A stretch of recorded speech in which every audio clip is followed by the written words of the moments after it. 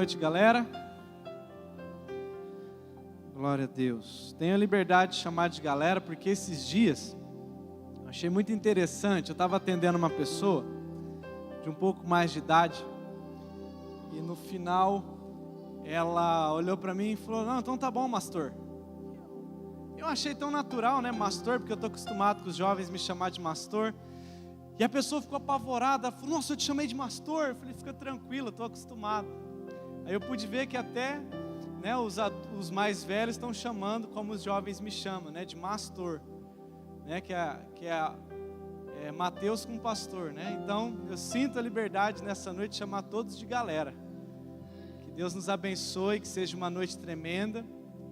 Sempre amo estar aqui com vocês, sempre é um prazer servir os jovens com um pouco daquilo que Deus tem nos dado.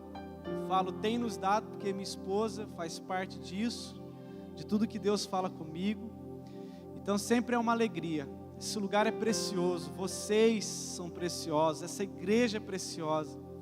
E o que Deus tem para fazer em nós e através de nós é precioso. Você crê nisso? Amém ou não? Abra sua Bíblia no Evangelho de Lucas, capítulo 13.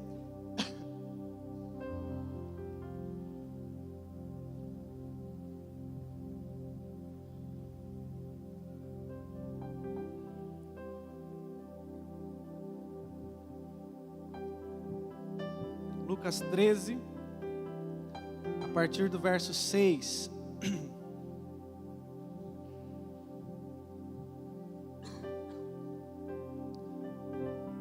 Amém? Posso ler?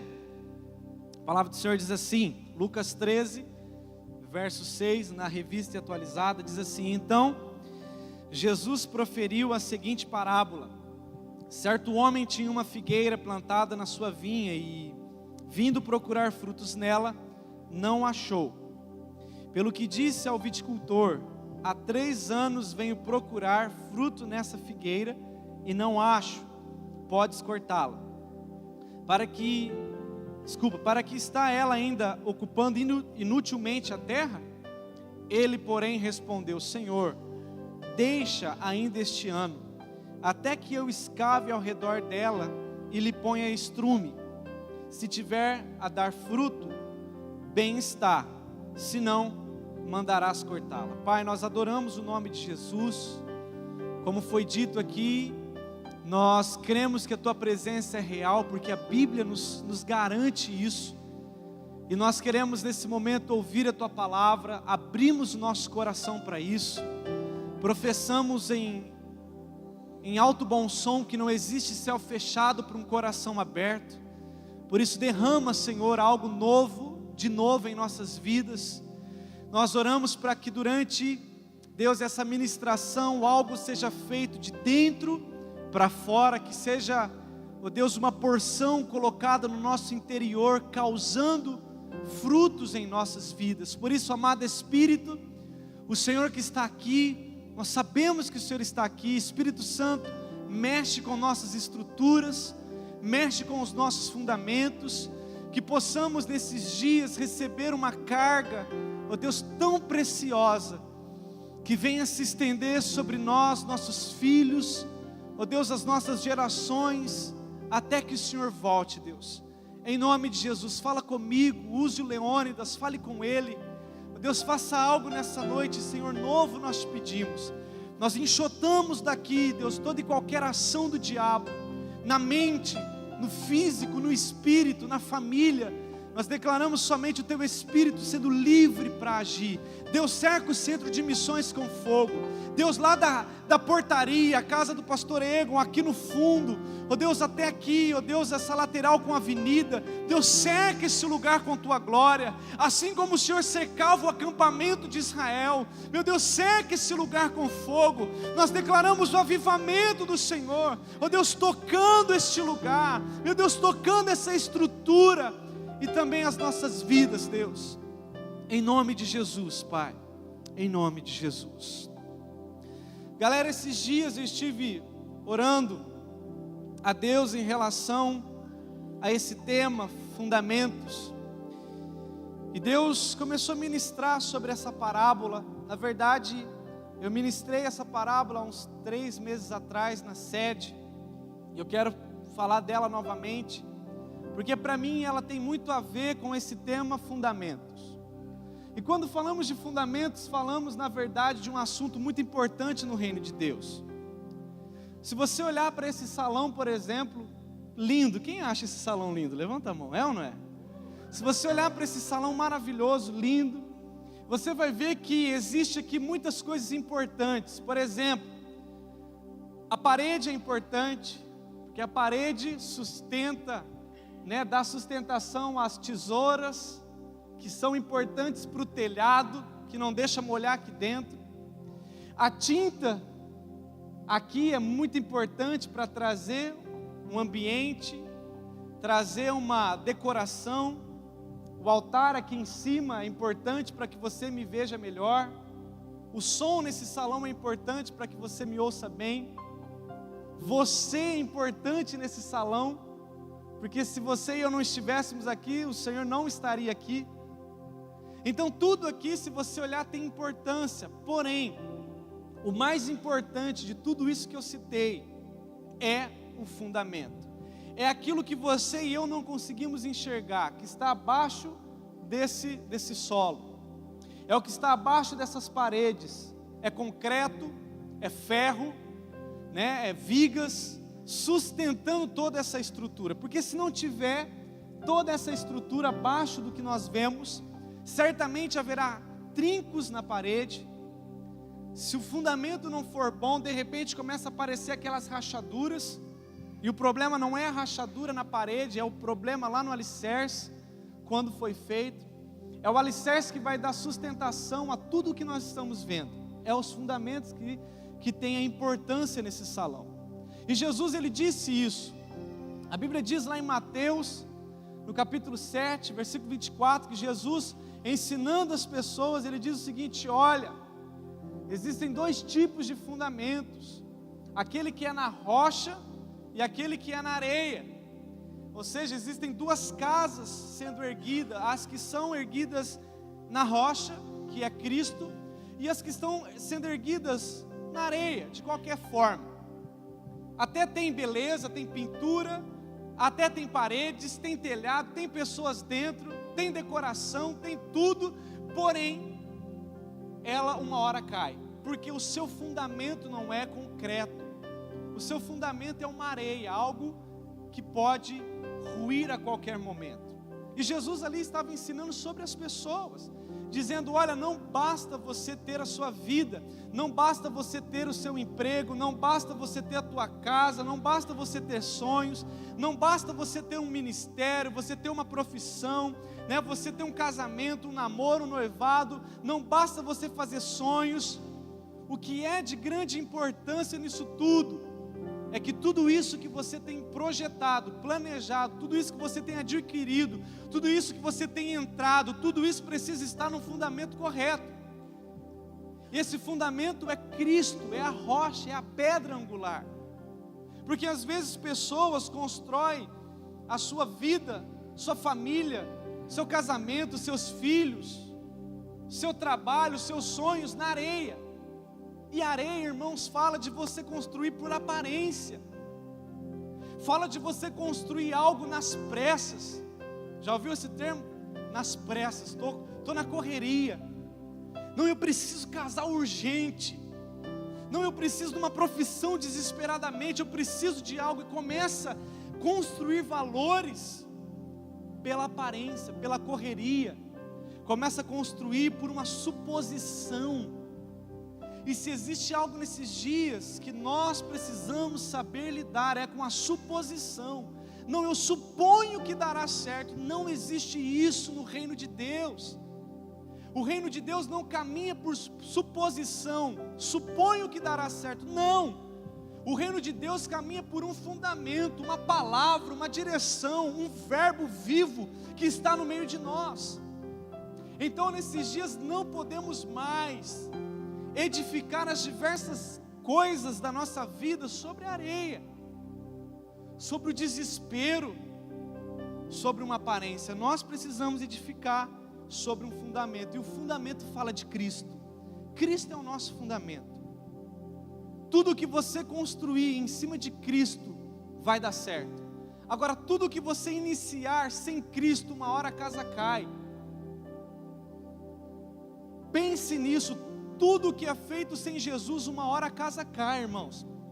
Jesus cantou a bola há mais de 2000 anos atrás. Se você construir sobre a areia, a tua casa vai cair. Teu namoro cai, tua família cai, seus filhos caem, seu ministério cai, sua aparência cai. Tudo cai sem a presença de Deus, irmãos. E pensando nisso, essa parábola veio mexer com o meu coração nesses dias. Por quê? Porque aqui, nessa parábola que nós lemos, Jesus, Ele quis ensinar algo a nós, aos seus discípulos e a nós. Jesus começa a usar uma figura, a figura da árvore, querendo falar com o homem. Ali Jesus estava falando com o ser humano. A árvore ali é você e eu. Jesus começa a dizer o seguinte: olha, eu cheguei, né, um certo homem chegou na sua árvore, chegando na árvore não encontrou frutos, e não encontrando frutos, mandou cortar ela e lançar fora. Ali Jesus estava dizendo o seguinte: olha, eu me acheguei até o homem, Deus veio até o homem, mas não encontrou no homem nenhum fruto. E que fruto é esse que Jesus estava falando? Jesus não estava falando que Deus estava vindo na terra para ver se eu sou profeta, se eu sou evangelista, se eu sou pastor, se eu sou mestre. Ele não veio saber se eu canto em Lá maior, Lá menor. Esses dias o Leônidas estava dando risada da minha voz. Ele não veio saber se eu canto bem, se eu canto mal. Ele não veio saber se você tem dinheiro no banco ou se você não tem dinheiro no banco. Ele não veio saber se você é preto, se você é branco, se você é pardo. Quando a Bíblia diz que o homem veio na árvore encontrar frutos, Jesus está dizendo que Deus veio encontrar no homem, procurar no homem frutos dignos de arrependimento. Porque depois você vai ver lá, a Bíblia diz em Lucas 3, versículo 8 e 9, que uma das primeiras passagens de João é: irmãos, se convertam, tenham frutos dignos de arrependimento. Então esse fruto que Jesus espera da árvore, que é você e eu, é frutos dignos de arrependimento. E o que é fruto digno de arrependimento? Frutos de mudanças, frutos de conversão. Porque eu posso pregar, eu posso cantar, eu posso ter dinheiro, mas ainda está afundado na antiga religião, afundado ainda nos meus prazeres antigos, afundados ainda naquilo que eu pensava que era correto. Mas quando ele fala que ele veio na árvore procurar frutos e não encontrou, ele está dizendo: olha, Deus tem vindo na humanidade e não tem encontrado nela frutos de mudanças. E aí o Espírito então entra em cena, porque a Bíblia diz, nós lemos que o servo chega e diz o seguinte: não corta ela não, me dá 1 ano para eu mexer com ela, para ir daí depois de 1 ano, se ela der fruto, então o Senhor corta. Esse servo que Jesus está dizendo na parábola é o Espírito Santo. O Espírito Santo está ali pronto para trabalhar. E o que me chama a atenção, irmãos, pensa comigo, o Espírito Santo, o servo ali na parábola, ele não diz o seguinte: não, deixa eu mexer com as folhas para ver se vai dar certo. E a folha é importante para a árvore e para você. Nós não vamos estudar aqui sobre a árvore, mas a folha tem importância para a árvore, tem importância para o nosso oxigênio. Mas o Espírito não foi mexer com a folha, não foi mexer com a casca, não foi mexer com o tronco. O Espírito disse o seguinte: olha, me dá 1 ano para eu escavar essa árvore. O que ele estava dizendo? Deixa eu escavar, deixa eu meter um machado aqui, o enxadão, a enxada, sei lá o que. Deixa eu abrir essa terra, deixa eu ir lá na raiz, deixa eu ir lá no fundamento, ver o que está acontecendo, que não está tendo fruto digno de arrependimento. Deixa eu procurar lá na estrutura dessa árvore. Por isso, irmãos, eu creio que esses dias de upload, conferência sobre fundamentos, é o Espírito dando um grito no coração de Deus: ei, deixa eu ir lá na ceifa, mexer com a estrutura daquela igreja, deixa eu ir lá naquelas pessoas que vão ouvir os preletores, através de uma mensagem sobre fundamentos, para ver que se algumas coisas sejam mudadas, para que haja fruto digno de arrependimento, para ver se lá no ministério dele ainda há como ter uma conversão genuína, para ver se ainda lá na família tem como dar uma conversão genuína, para ver se lá no caráter dele tem uma conversão genuína. Então veja, queridos, a importância de fundamentos. E entenda, o Espírito não quer trabalhar com a nossa aparência, o Espírito Santo quer trabalhar com nossas raízes. A raiz é o mais importante para a árvore. Por isso que em Romanos 11:16 diz: se a raiz é santa, também os ramos são. Romanos é claro. Romanos 11:16 parte B: se a raiz for legal, a árvore será legal. Agora, se a recíproca é verdadeira, se a raiz não é boa, a árvore não é boa. Se os frutos não são bons, é porque a raiz não está boa. Então nessa noite o Senhor deseja ir lá na raiz. Por isso que eu orei, é de dentro para fora. Raiz fala de fundamento. Olha que interessante. A raiz é o órgão da planta que tem duas funções principais: servir como meio de fixação ao solo e como órgão absorvente de água e nutrientes. Não se vê, mas é que dá sustentação e vida para a árvore. A árvore pode ter aparência, a árvore pode estar de pé, mas se ela não tiver raiz, ela não consegue ficar firme por muito tempo. Se ela não tiver raiz, ela não consegue achar água no dia da crise. No dia da seca, ela não consegue chegar no mais profundo lençol freático, lá no mais profundo, mina de água. E às vezes tem cristãos que estão assim, até tem aparência de homem, ser humano, cheira ser humano, veste como ser humano, mas não tem fundamento, não tem raiz. E aí na hora que a crise vem, não consegue achar a absorção de nutrientes do céu, porque é só o céu que te sustenta, meu irmão. Se você e eu não temos raiz no dia do vendaval, nós não temos fixação. Por isso que está lá, uma hora para cá, uma hora para lá. Por isso que ainda há muito entre nós, homens de ânimo dobre. Uma hora está na igreja, uma hora está no mundo. Uma hora está firme no devocional, outra hora está firme na novela. Uma hora está firme com Deus, outra hora está firme com o seu ego, com o seu orgulho. Não, isso só demonstra que nós estamos sem fundamentos. Porque o fundamento te alicerça em Cristo. O fundamento te deixa em Cristo ali arraigado no Senhor. Pode vir o vento, pode vir a seca, pode vir. Todavia eu me alegrarei nele, esperarei nele. Por isso que o Senhor nesses dias deseja mexer com nossas raízes. E Deus deu um texto para o Atos, Salmos 11. Sem fundamentos, o que fará o justo, irmãos? Essa pergunta do salmista, lá em Salmos 11:3, é uma pergunta para trazer desespero em nós. Sem fundamentos, o que será de mim? Sem fundamentos, o que será do meu casamento? Sem fundamentos, o que será dos meus sonhos? Sem fundamentos, o que será do meu ministério? Só que às vezes nós pensamos tanto no que aparece e esquecemos do que de fato traz fixação para nós. Por isso, irmãos, que nós temos visto uma hora um homem lá em cima, pregando, avivando, trabalhando, crescendo, mas de repente cai, desmorona. Por quê? Fundamentou a sua vida na aparência, fundamentou a sua vida naquilo que é passageiro. Nesses dias o Senhor quer levantar homens e mulheres que talvez vão ficar escondidos por anos, mas quando sair, pode vir vento, pode vir fama, pode vir crise, pode vir o que for, não o tirará da presença de Deus.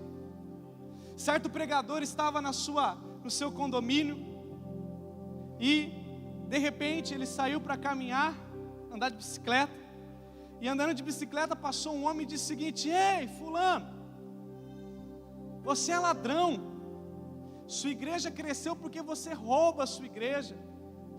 Sua igreja é isso porque você é corrupto. E começou, irmãos, a praguejar o homem. Sabe o que ele fez? Continuou andando. Lá na frente, depois de uns quarteirões, mais uma mulher. Oh, você não é pastor? Ele olhou para aquela mulher e falou: ai, mais uma. Você é uma bênção. Minha filha estava no crack, mas ouvindo você na sua igreja, ela foi avivada, ela recebeu uma porção de Deus, foi restaurada. Sabe o que ele fez? Continuou andando, porque a raiz dele não para na crítica, e a raiz dele não para nos aplausos. A raiz dele está no Senhor, os ouvidos dele estão em Deus. O que Deus fala sobre mim, eu sou, não o que as pessoas falam, irmãos. Só que hoje, muitas vezes nós nos preocupamos com essa aparência, ou aparência. Por isso que mais cresce é produto de beleza. Quer enriquecer? Abre uma Avon da vida, um Jequiti, sonha que dá. É negócio para emagrecer, sem precisar parar de comer. Nunca vi isso, mas está bombando. Porque as pessoas estão preocupadas com a aparência e se esquecendo de que o que importa nesses dias, e eu vou te provar isso na Bíblia, é a sua raiz. O bispo Kelson Dibbe diz no seu livro Integridade, que 10% do que aparece, 10% do que aparece na sua vida, é isso que nós vivemos, o dia a dia. Já 90% da nossa vida é o que não aparece, que está lá de baixo, como se fosse um iceberg. 10% é tudo que nós vemos. Já os 90% está lá escondido, mas é o que nos mantém de pé. E isso se chama caráter. Não tem como, irmãos, falarmos de fundamentos sem falarmos de caráter, sem falarmos daquilo que nos traz sustentação. E eu te pergunto nessa noite, como está o teu caráter e o meu? De uma forma bem prática, sabe o que é caráter? Caráter é você quando ninguém está te vendo. Caráter é você quando você está lá, só você e você na internet, sem ninguém mais olhando, ainda com o direito de apagar o seu histórico nas mãos. Esse é você. Quer saber quem é você? Não é quando você está pregando aqui em cima. Você é quando você está na sua casa com sua esposa e com seus filhos. Esses dias Fernanda me fez refletir numa discussão. Nossa, sabia que o pastor discute com a esposa, irmãos? O pastor briga. Tem hora que dá vontade de sumir de casa. Tem hora que dá. Dá ou não dá, pastor Claudio Honor, pastor da família? É que tem pastor que não aparenta, né? Semideus, sou intocável. E um dia numa relação com ela disse o seguinte: ei, toma cuidado, porque você não é aquilo que você demonstra no púlpito, você é o que você está aqui sendo dentro de casa. E eu abaixei a guarda, irmãos, falei: me perdoa, mulher, eu preciso ser melhor aqui, porque sendo melhor em casa, minhas filhas serão melhores, ela será melhor, e quando eu subir aqui só vai ser uma consequência. Então eu não sou isso aqui que você está vendo, irmãos. Eu sou lá em casa, no dia a dia com ela. Eu não sou isso que você está vendo. Eu sou aquele quando tem que pagar minhas contas todo mês, quando ninguém vê se eu devo ou não devo. Eu sou de verdade aquele que está no trânsito, aquele que está cumprindo as leis lá fora, as leis da sociedade. Esse sou eu. Só que às vezes as pessoas querem viver por uma aparência. E não, esses dias é dias de focarmos no caráter. Tivemos uma experiência esses dias, olhando a pessoa pelo dom, mas quando a gente foi ver, o caráter era terrível. E Deus nos livrou, porque Deus é misericordioso. O Espírito Santo ainda está cuidando das raízes. Então eu faço um apelo para você nessa hora. Pergunte para você mesmo: quem sou eu? Você é aquele ou aquela que o patrão não vê quando você está sozinho no trabalho? Você é de fato aquele que vive todo dia com você mesmo, você mesmo. Não adianta, irmãos, não adianta. Por isso que Deus nesses dias está preocupado com nossas raízes, porque às vezes, se nós caminharmos baseado no que nós somos o dia a dia, a casa pode cair. Eu sempre digo isso, ouvi essa frase: barulho de prato não significa que tem comida na mesa. Por que nós não fomos avivados ainda a nível igreja mundial? Porque o avivamento tem sido coisas que vêm e vai. Porque está paupado de repente numa performance. paupado de evento a evento, não está paupado numa vida relevante. E eu me incluo nisso, irmãos. Homens de Deus começam com grandes avivamentos, mas de repente a igreja quer enquadrar ele em algo, fazendo dele um sistema, fazendo dele um meio de ganhar dinheiro, fazendo dele alguém que não tem nada a ver com a estrutura, com um fundamento correto no Senhor. E nesses dias o Senhor está clamando por jovens, adolescentes, crianças, clamando por adultos, por anciãos que estão fundamentados em algo concreto, que a sua vida será um testemunho constante nessa terra. Não será algo mais passageiro, mas será de fato o avivamento dos últimos dias, irmãos. Um avivamento que vai percorrer sobre a nação.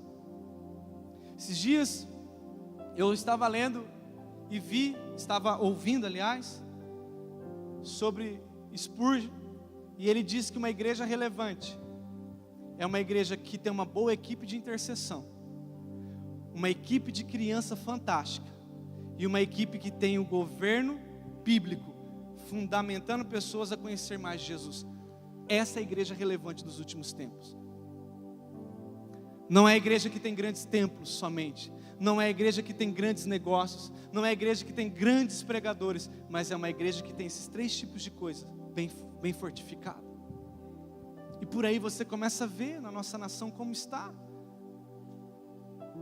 Esses dias uma pessoa me ligou, falando comigo, colocando eu em xeque, diante de algumas coisas para pregar, e eu disse: filho, eu não prego desse jeito, fica tranquilo, porque hoje virou algo terrível até para o mundo, em relação a um cristão, mas Deus está levantando uma geração, que não está preocupado com aparência, é uma geração que está preocupado com raízes, com fundamentos, que está preocupado com Cristo, uma geração que antes de se vestir, não está se preocupando com o que as pessoas vão perguntar, mas está preocupada: Jesus, o Senhor está achando legal essa roupa?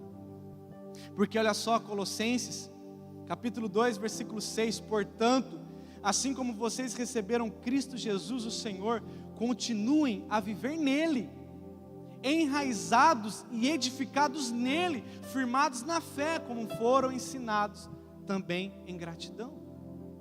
Então nós precisamos viver em Jesus, por Jesus.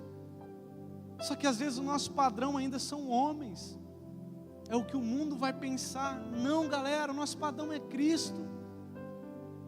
O nosso padrão precisa ser Yeshua, a rocha. O nosso fundamento precisa ser as Escrituras, a palavra. O que a Bíblia diz? Como Atos disse aqui, o que me garante que Deus está aqui? A palavra.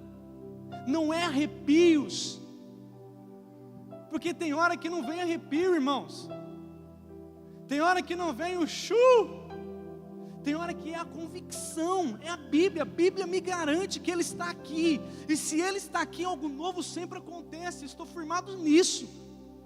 Quando eu estou em crise no meu casamento, não é o que as pessoas vão pensar do meu casamento, ou o que a Bíblia diz do meu casamento, eu sou família bendita do Senhor e ponto. Eu e minha casa serviremos ao Senhor, ponto. É a Bíblia. O que a Bíblia diz sobre o meu trabalho, o que a Bíblia diz sobre os meus filhos, o que a Bíblia diz sobre a prosperidade, é isso que eu vou caminhar. Só que se nós não usamos a palavra como fundamentos, qualquer vento de doutrina nos leva, irmãos. Precisamos ser como bereanos, homens que leem a palavra. Você viu ontem aqui, que palavra, irmãos. Eu posso dizer para você, sem medo de errar, o segredo do sucesso financeiro, profissional, está na Bíblia, está na palavra, e nós temos isso aberto nas nossas casas 24 horas. Então o que rege a minha vida precisa ser a palavra. E deixa eu te dizer algo. O que matou Ananias e Safira em Atos 5 não foi o pecado deles. Nós estávamos numa campanha lá no centro sobre o Espírito Santo, e no final Deus falou isso comigo. Eu já chamei o Atos, compartilhei com ele. Deus falou comigo: o que matou Ananias e Safira não foi o pecado deles de esconder o dinheiro. Depois você lê lá, nós não vamos ler por causa do tempo, mas o que matou Ananias e Safira foi a palavra de Deus. Porque a Bíblia diz assim: ouvindo ele, essa palavra caiu e expirou. Irmãos, ele já tinha tirado o dinheirinho dele, colocado de lado. Talvez já tinha até passado no shopping, tinha andado, teve o trajeto até o gasofilácio para entregar, já estava saindo, mas quando Pedro liberou a palavra, ele caiu morto. Cuidado com aquilo que você tem ouvido nesses dias. Cuidado com aquilo que tem sido liberado sobre as nossas vidas e não temos dado atenção devida àquilo. O que Deus tem falado em sonho com você, o que Deus tem falado através de profetas com você, o que Deus tem falado diretamente com você, é isso que vai trazer sentença sobre a sua vida e a minha. Só que muitas vezes parece que a palavra não é fundamento para mim, parece que não vai, e aí a gente se prende nas doutrinas, irmãos. Tem doutrina que não tem nada a ver com Deus. Tem doutrina que são regras da igreja, que está massacrando pessoas, que está matando famílias. Quem eu ir lá, Senhor, e pregar para Cornélio? Não, mas o sistema da minha igreja diz assim, Deus. Está lá. E Deus vira para ele e diz: quem você pensa que é para tornar impuro aquilo que eu estou santificando, Pedro? Tem hora que nós ficamos mais com o estatuto da igreja do que com aquilo que Jeová está falando com a igreja, com aquilo que Deus está sinalizando para a igreja. Esses dias eu falando com uma mulher, dizendo para ela: o que foi? Você deveria ter os seus 70 anos. Pastor, eu estou condenado ao inferno. Eu falei: como? Me explica isso. Não, eu sou a esposa do diabo. Eu falei: eita, já dei um passo para trás. Foi arreda a mulher do capeta. Eu falei: não, minha irmã, explica melhor isso. Irmãos, eu fui na casa dela, isso foi uns 10 anos atrás, quando eu pastoreava no Progresso. Não tinha geladeira, irmãos, não tinha fogão, uma caminha com a base de tijolo, terrível. Sabe o que ela disse? O meu pastor me disse, ela era de uma outra denominação. O meu pastor me disse que eu tenho diabetes, e quem tem diabetes é a esposa do diabo. A diabetes é a esposa do diabo. E eu tenho que pagar todo mês uma quantia para a minha igreja, para poder ser absorvida de algumas consequências na minha vida. Eu falei: irmã, deixa disso, a diabetes é uma enfermidade como qualquer outra. Tem nada a ver isso. Mas olha, irmãos, o grau que chegou. Por quê? Porque a Bíblia não é fundamento na vida dessa mulher. A doutrina é um fundamento para ela. Não estou dizendo que doutrina é errado. Doutrina é bênção, a partir do momento que ela esteja alinhada com a palavra. A partir do momento que a doutrina sair fora da palavra, eu saio fora dessa doutrina. Porque eu vou chegar diante de Deus e Deus vai cobrar algumas coisas de mim, e eu vou dizer: não, mas não, eu te dei chance de você conhecer as Escrituras, mas você ficou apoiado em homens e não quis ter intimidade com a palavra. Por isso que estamos numa geração assim, irmãos. Se falar que essa água vai levar a pessoa para o céu, o cara gasta milhões para comprar água, e se esquece que a Bíblia diz em João 4 que a verdadeira água é Ele, a água da vida é o Senhor, Ele é a água santa, Ele é a água purificada. Então eu queria chamar você: pense no seu fundamento. Qual é o seu fundamento? O seu fundamento não pode ser eu, não pode ser Atos. O seu fundamento tem que ser Cristo, através de nós.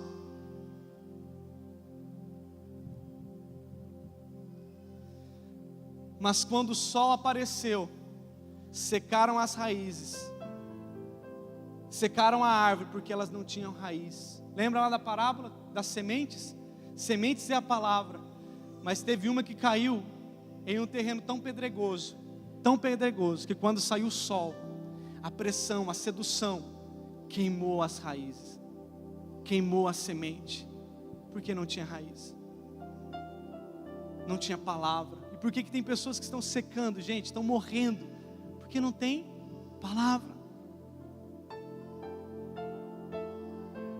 Nossa fé é um fundamento, precisamos voltar a crer, irmãos, de uma forma violenta. A fé é um firme fundamento, acabou. Se Deus disse, está dito.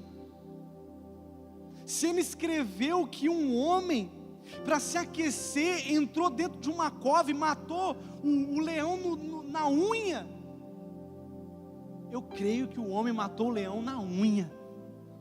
Se a Bíblia diz que um homem foi para o meio do seu campo de lentilha e que um queixo de jumento matou milhares de homens, eu creio. Mas também creio quando Ele diz: vai, ide por todo mundo, pregar o evangelho a toda criatura. Eu creio e vou. Não vai ser coisas que vão me segurar, eu vou. O que mais que tem como fundamento? Amor. Amor é um fundamento precioso, irmãos, para nós cristãos. O amor tudo suporta, tudo crê, tudo espera, não arde em ciúmes. Quer ver as coisas firmadas na sua vida? Ame. Por que Jesus veio? Porque houve amor, porque Deus amou o mundo de tal maneira que deu. Precisamos amar, pedir esse amor ágape de Deus nas nossas vidas. Outro fundamento, paz, a paz que excede todo entendimento. A paz de Deus, não a paz de situações. Família, um grande fundamento que precisamos cuidar. Família ainda é a base da igreja, gente. Por isso temos que cuidar disso. Família é algo que Deus quer que nós cuidemos, não por aparência. Deus quer que cuidemos de família por propósito. Esses dias eu ouvi uma pessoa dizendo: pastor, quando eu era pequena, meu pai é pastor, não é dessa cidade, amém? Não é daqui. Meu pai saía de casa, o pau quebrando, ele e minha mãe. E eu lá com meu irmão quietinho atrás, de outra cidade.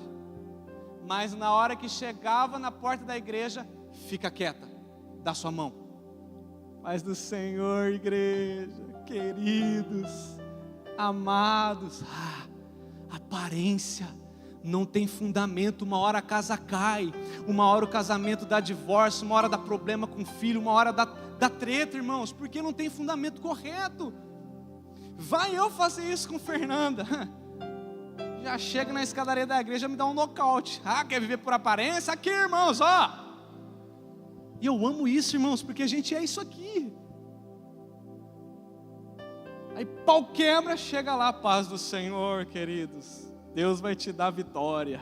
E a esposa está lá, eu te pego na hora que chegar em casa. Deus vai ter que te dar vitória também lá em casa.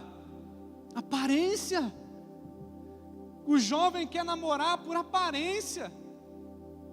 Irmão, se não fosse o colírio do céu nos olhos da minha esposa, eu não teria casado. Imagine isso aqui, há alguns anos atrás. Sangue de Jesus tem poder. Manto, nébias. Mas foi uma convicção, uma palavra de Deus no coração dela, um fundamento que faz ela me suportar hoje, que faz ela suportar o nariz grande, a barriga que cresce, coisas do tipo. Então, jovem, não se fundamente por beleza, não se fundamente por aparência, se fundamente por um propósito. Quem que Deus quer para a minha vida?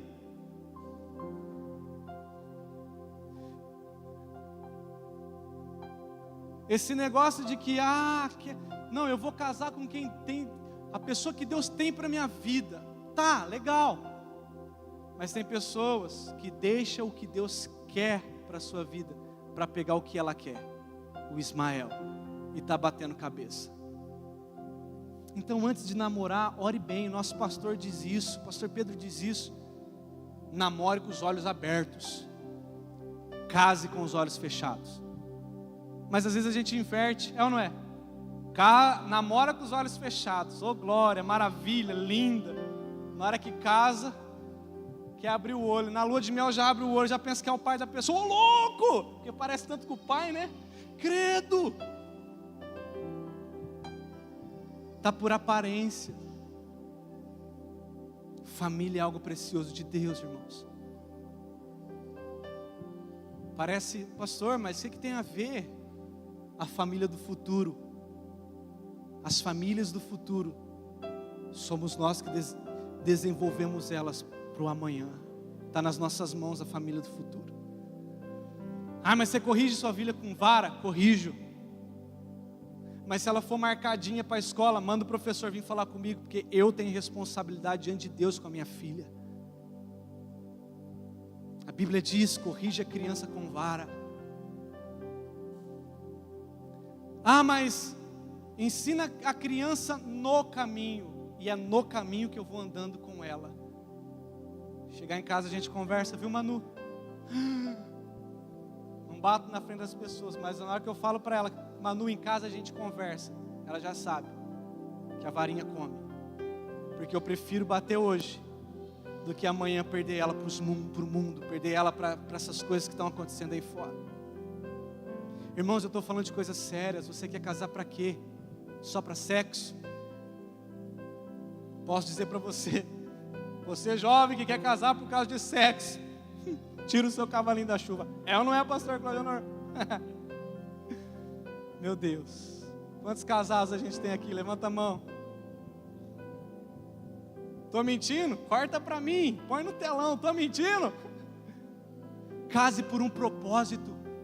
Case com uma pessoa que vai carregar a lenha com você, que quando tiver coisa para comer está ali dando glória, mas o dia que não tiver nada vai dobrar o joelho com você, como a minha esposa faz. A gente dobra o joelho e ora, e de repente a campainha toca e chega a Danone para nossa filha, vem lasanha para a gente, vem as coisas que nós sonhamos juntos. Case com alguém que vai viver um propósito com a sua vida. Case com alguém que vai ser um fundamento para você. Meninas, se aquele que você está namorando não tem condição de ser um cabeça na sua vida, sai fora. Cara, essa menina que está com você, se ela não consegue se submeter hoje, sai fora, porque já não está dentro de fundamento. Fundamento é: o homem governa e a mulher submissa a uma missão que Deus deu para o homem. Esse é o fundamento. Se já não tem isso no namoro, não se iluda, no casamento piora. Não, pastor, mas a chance é dela pôr a espora e acabar com você no casamento. E depois o problema é do pastor que não me orientou. Não, eu preciso fundamentar o meu namoro hoje, o meu relacionamento. Uma vida de oração é fundamento, uma vida de perdão é fundamento, uma vida de comunhão entre as pessoas. Efésios 3,18, vocês possam, juntamente com todos os santos, compreender a largura, o comprimento e a altura e a profundidade de tudo isso. E poderíamos falar aqui de muitos outros fundamentos, irmãos, mas queria deixar só esses para a gente pensar. Cristo, palavra, fé, paz, família. Você viu que eu não falei ministério aqui? Ministério não é fundamento. Ministério só é uma expressão da sua vida no altar, uma obediência tua a um amor que você tem por Deus no altar, de ajudar pessoas, mas não é fundamento, porque a Bíblia diz: Senhor, eu expulsei em teu nome, eu fiz em teu nome, e vai ouvir dele: aparta-te de mim, porque eu não te conheço. Porque não foi fundamentado. Eu conheci o que você mostrou, mas quem você é eu não conheci, suas raízes eu não tive ideia, então aparta-te de mim. E o que hoje, muitas vezes, o que nós mais procuramos é ministério. É ou não é, irmãos? Eu acho que só Deus e o pastor Pedro sabem o tanto que eu sonhei com o ministério. E hoje eu acho que só Deus e o pastor Pedro e minha esposa sabem quanto eu corro de ministério. Porque isso aqui não é nada, irmãos. Sem uma família, isso aqui não é nada. Sem amigos, isso não é nada. Sem a palavra, isso não é nada. Sem vida com Deus, isso não é nada. A sombra de Pedro curava, mas não era a sombra de Pedro, era Cristo que estava fundido em Pedro, fundamentando Pedro, que curava as pessoas. Hoje, vem cá, Clebinho, pastor, deixa eu mostrar para você. Pode reparar, irmãos, tem pastor que vai orar, põe a mão, você me dá liberdade, tira o óculos, vai que eu, quebro. Pastor vai orar, Senhor, põe a mão nele agora, e vai empurrando o cara, como se caísse fosse sinônimo de uma aprovação do meu ministério.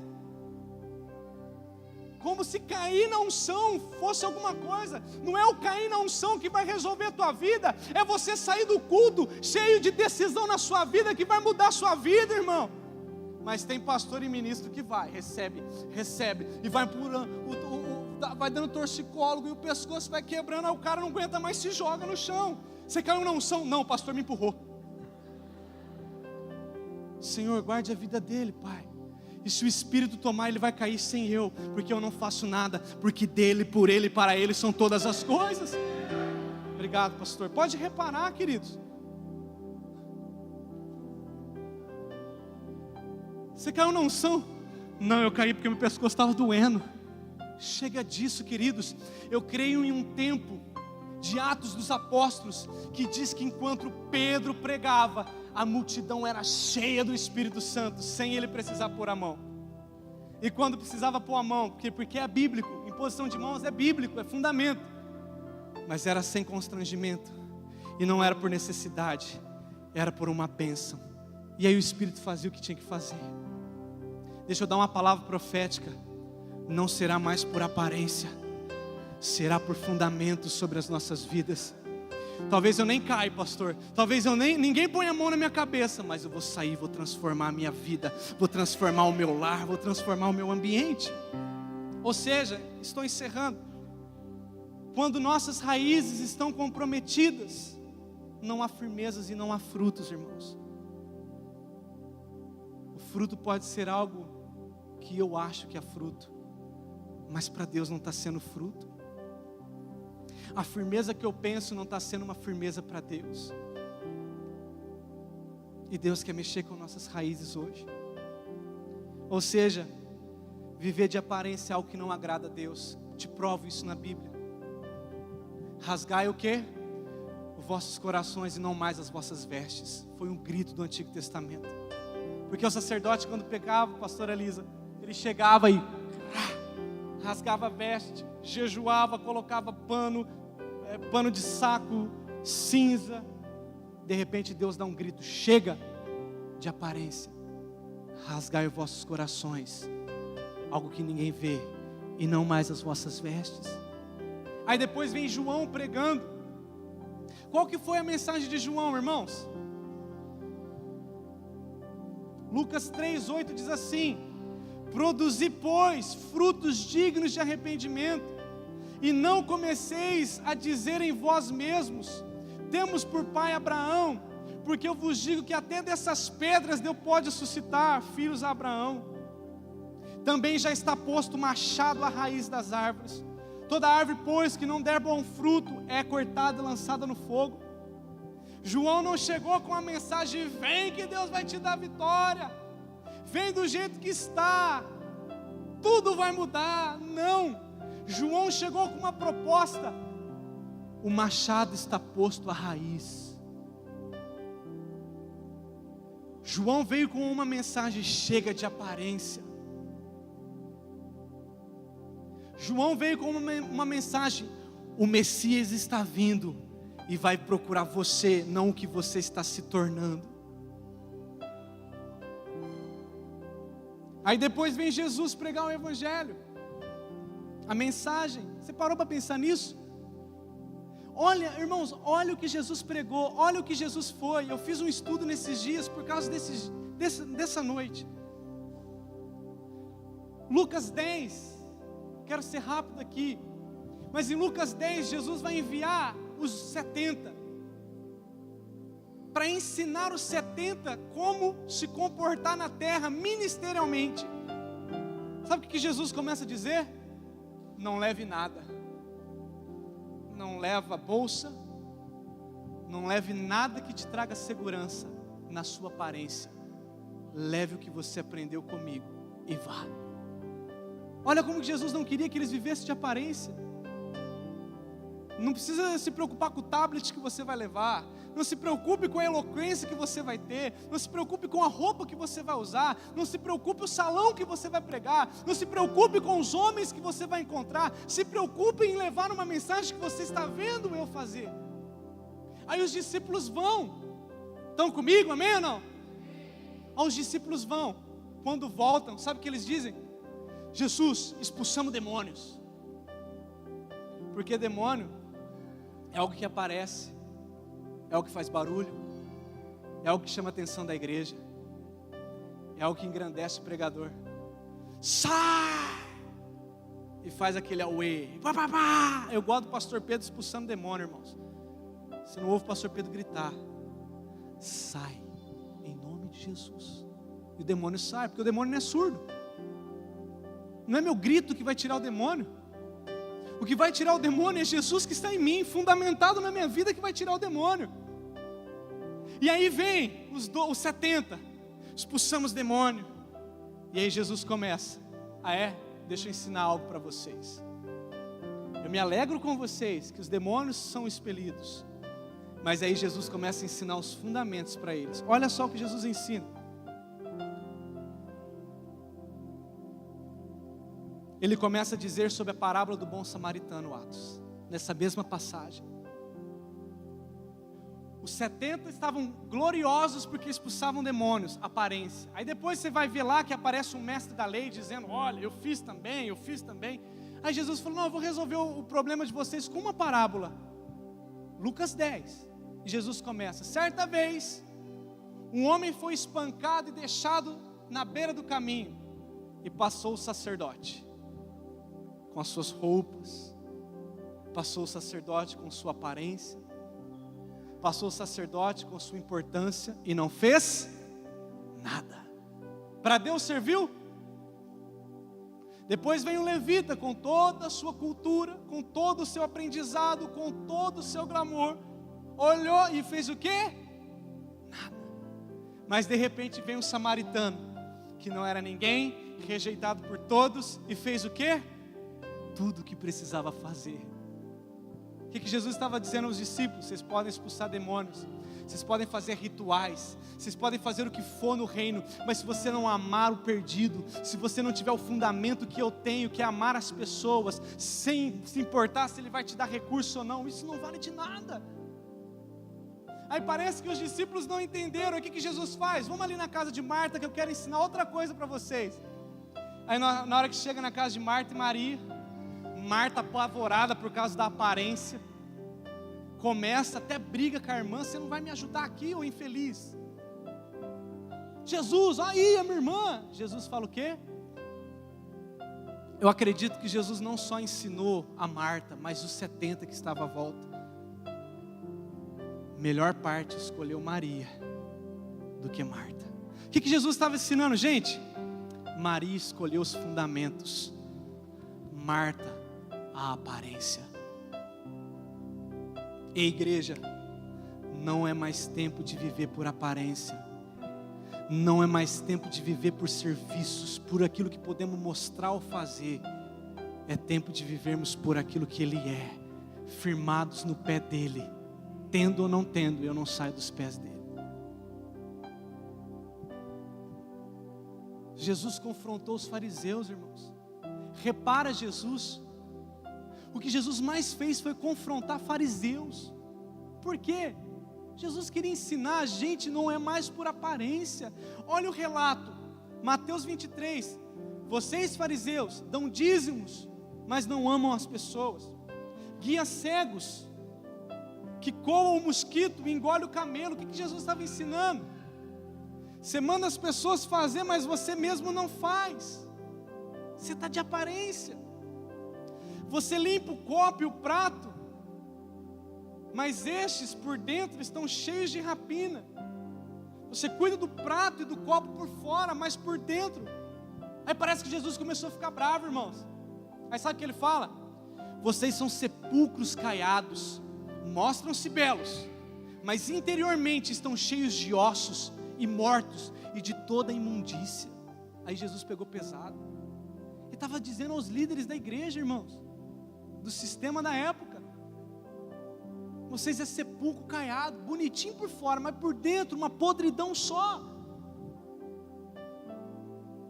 Assim também vós exteriormente, e pareceis justo aos homens, mas por dentro estáis cheios de heresia e de iniquidade. Aí ele termina dizendo: ai de vós.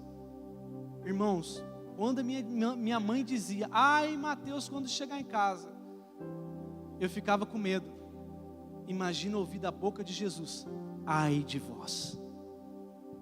Eu não quero acabar com a conferência. Eu só quero dizer, queridos, que há um ai de vós ecoando na eternidade nesses dias.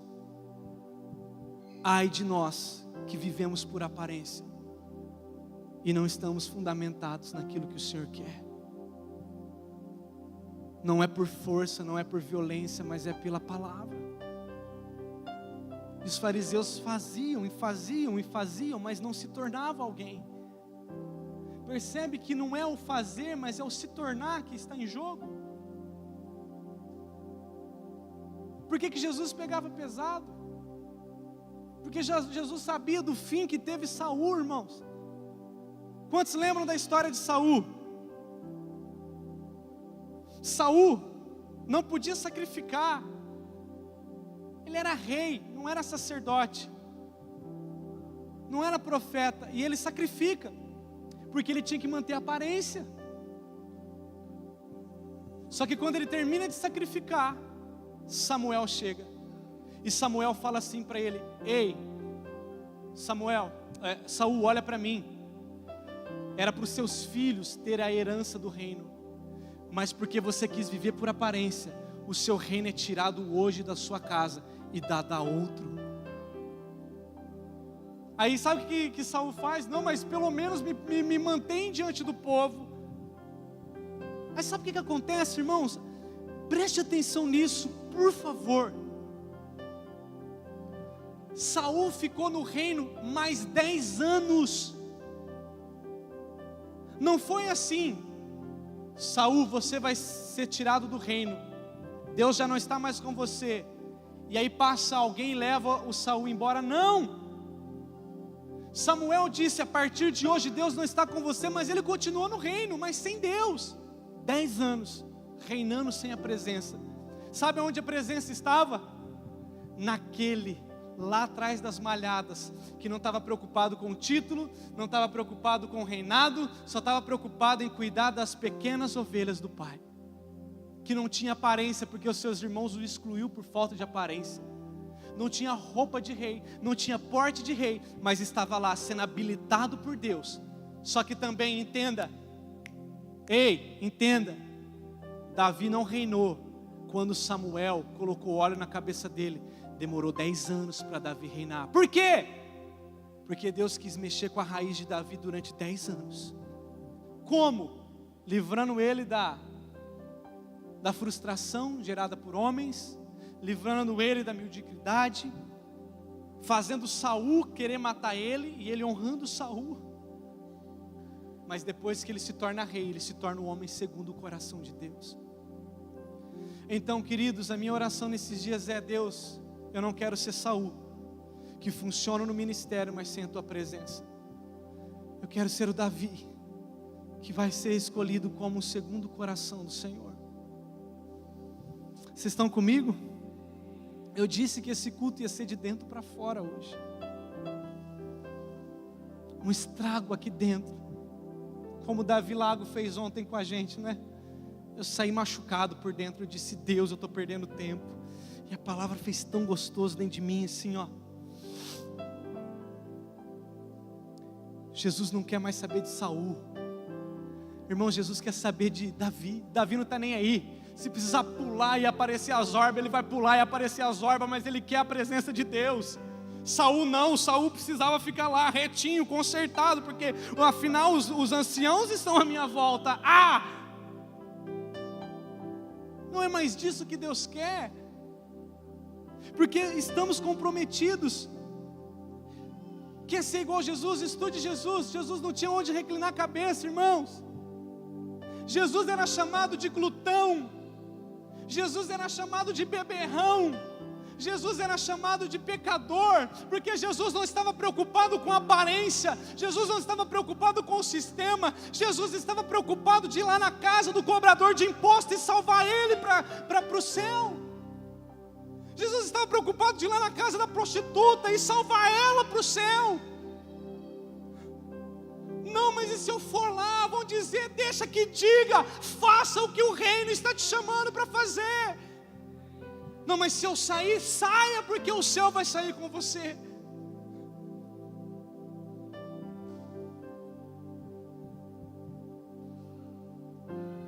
Quinta-feira eu fui lá no desfile cívico com a minha filha. Eu me senti o bem-aventurado entre as mulheres. Eu e mais uns 3 homens, o resto tudo mulher com as suas filhas.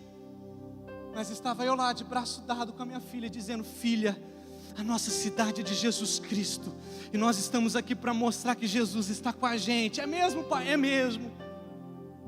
Está vendo aquilo ali, filha? Não se faça aquilo, porque aquilo é errado. Mas nós estamos aqui para mostrar para essa sociedade que Jesus está em nós. Pode perguntar para ela, eu falei. Vergonha? Passei. Aí eu estava assim, pastor Claudio Honor. Falei, não, eu vou para cá, que aqui ninguém me vê, mas é aqui que vai estar o prefeito. Então eu vou para cá, mas aqui é que vai estar todo mundo. Aí começa o Saul brigar dentro de você.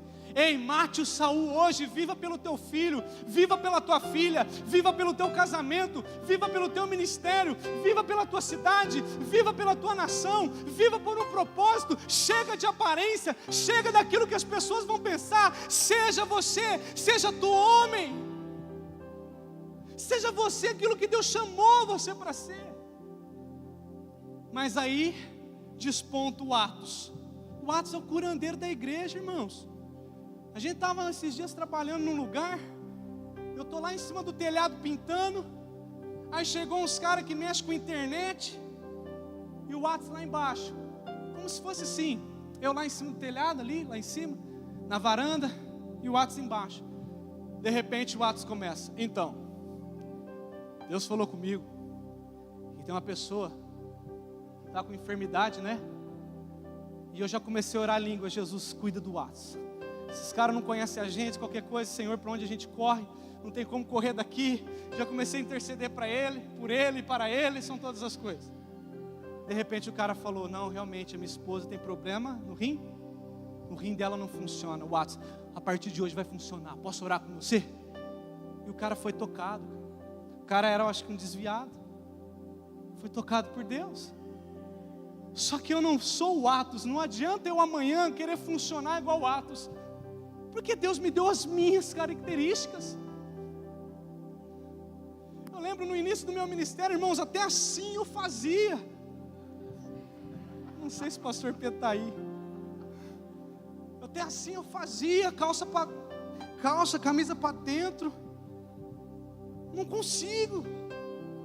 Acho o pastor Pedro tão estiloso. Na hora que eu tento, já chego no carro, sinto minha massa, já me dá raiva. Eu abro o botão, me sufoca. Ele não está errado, ele é ele, eu sou eu. Aí depois comecei a conhecer o Carlos Zani, até o tom de pregar igual o Carlos Zani. Eu te repreendo. Aí eu comecei a ouvir. Aí eu ouvi o Marcos Feliciano, irmãos. Deus, se tem o crédito contigo no céu. Ai, Jesus. Hoje eu tenho vergonha das orações que eu faço. Irmãos, quem tem crédito com Deus no céu? Eu estou em descrédito faz tempo. Estou pela misericórdia. Envia tantos demônios aqui, ali, acolá. Ei, você é você. A sombra de Pedro curava, porque a sombra era de Pedro. A sombra de Pedro curou mais gente do que nós hoje, porque a gente está querendo ser todo mundo, menos o que Deus nos chamou para ser. Eu não curo como o Atos cura, gostaria, gente. Só que Deus tem hora que me dá revelações de vida de pessoas que eu acho fantástica. Deus me deu. Um dia eu fui fazer evangelismo com o Marquinhos, que era da nossa igreja. Ele é evangelista nato, tipo o Atos. Só que ele é um pouco mais louco. E ele chegou para a pessoa: não, porque Jesus te ama. E a pessoa: está por fora. A gente estava num prático. Você está por fora, e não sei o quê. E evangelista é assim: se a pessoa não aceita Jesus, ele vai ficando bravo e vai querendo empurrar Jesus na pessoa. E eu já procurando lugar para correr. Eu falei: Jesus. Aí Deus falou comigo: fala para ela isso, isso, isso. Aí eu encostei no Marquinhos e falei: fala para ela assim, assim, assim. Aí o Marquinhos falou: não, mas porque na sua vida aconteceu isso, isso, isso. Aí a moça já começou a ficar branca. Aí o Marquinhos já... Aí eu, por causa disso. Aí falou, a moça foi se quebrantando, o Marquinhos já só aqui, querendo ouvir. Cada um flui no seu dom. Você é parte do corpo, não queira ser o joelho se você é o pé, não queira ser o ouvido se você é a boca. Seja você. E eu encerro. Por isso que Jesus disse: aparta-te de mim, porque eu não te conheço. Porque quando eu fazia isso, olha só, temos tempo, amém ou não? Temos tempo? Vamos supor que eu estou aqui pregando, igual nosso pastor, arrumando a calça, tá? Ou fazendo algumas coisas de alguém, a unção vem, aí eu vou no dia final, aí ele vai dizer: aparta-te de mim, porque eu não te conheço.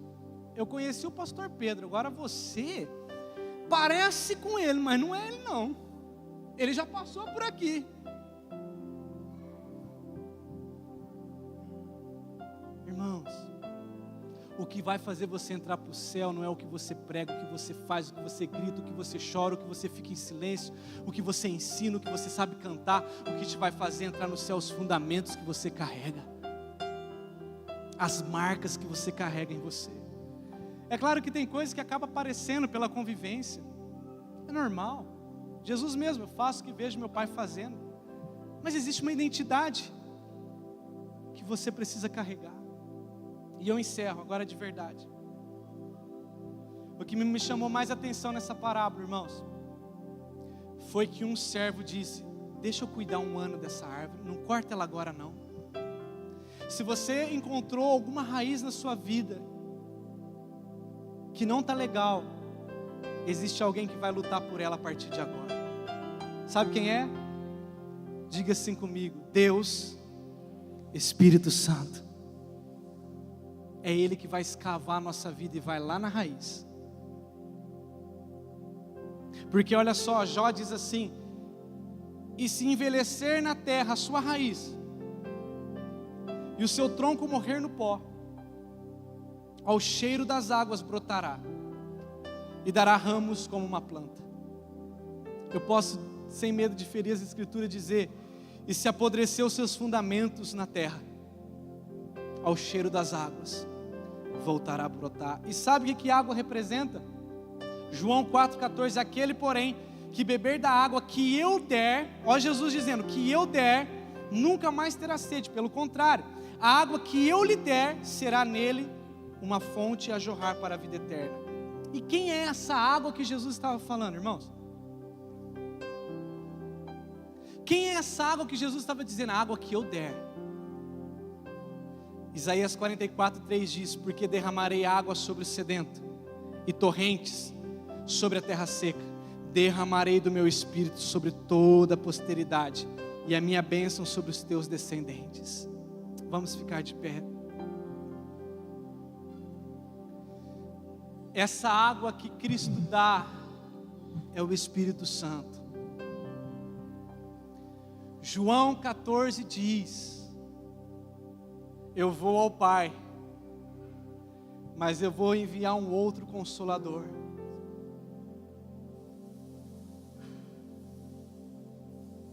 Quem que enviou o outro Consolador?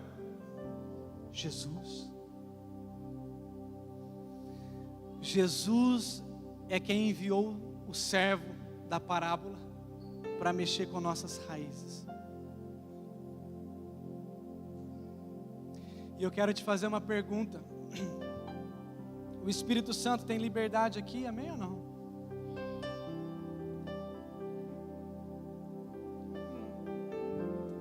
A palavra estrume no original é a mesma palavra para humus, humildade. Quando o homem disse na parábola: eu vou pôr estrume, ele estava dizendo: eu vou pôr humanidade, humildade nele. É só disso que nossa raiz precisa, galera. Se você identificou algum fundamento que está desalinhado, não deixa essa palavra fugir de você, não. Fecha teus olhos. Seja livre diante de Deus.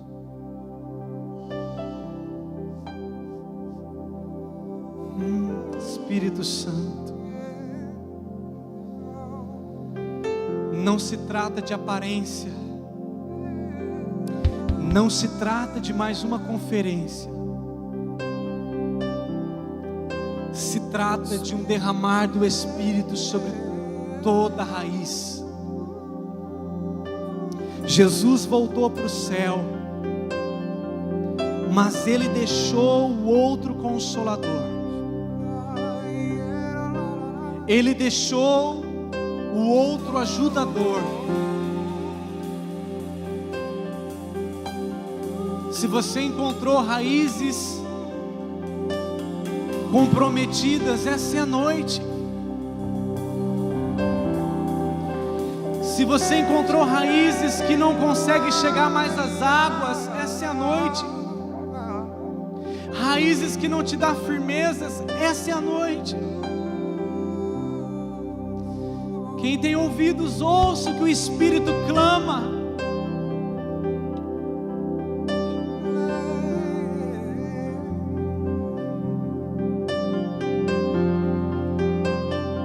Jesus não veio satisfazer o homem. João não veio para fazer o homem feliz, a ponto de que ele morreu com sua cabeça degolada,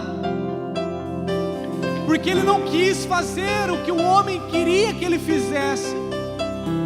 João quis fazer o que o céu havia o chamado para fazer. Quem era João? Uma voz.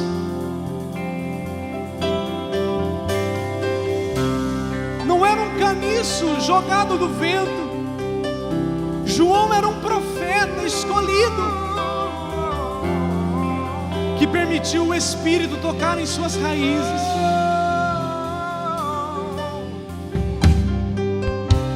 Você é casa do Espírito, você é morada do Espírito, você é templo do Espírito. Mas deixa eu te dar uma notícia: é Ele que arruma a casa, é Ele que coloca os móveis nos lugares certos, é Ele que ajusta a casa. Você faz parte de uma igreja, Ceifa, Assembleia, Batista, Presbiteriana, ou qualquer outra igreja. Você faz parte de uma igreja, mas ouça: quem arruma a igreja é o Espírito. Quem ajeita a igreja é o Espírito. É Ele que arruma os móveis, é Ele que faz as coisas acontecerem. E se você se sente cansado, se você se sente com raízes machucadas, o perdão dele te dará descanso nessa noite. O perdão dele trará refrigério para o teu coração, porque a ideia do céu nunca foi arrancar você. A ideia do céu nunca é tirar você. A ideia do céu é enxertar a raiz de Jessé em você. A morte não pôde conter Jesus, sabe por quê? Porque ele era a raiz de Jessé. Ele era a raiz fundamentada, que ao terceiro dia voltou a brotar. Abra teu coração para Ele. Sinta o Espírito Santo mexendo nas suas estruturas. Entregue o teu namoro para o Espírito. Deixa Ele arrumar o teu namoro hoje.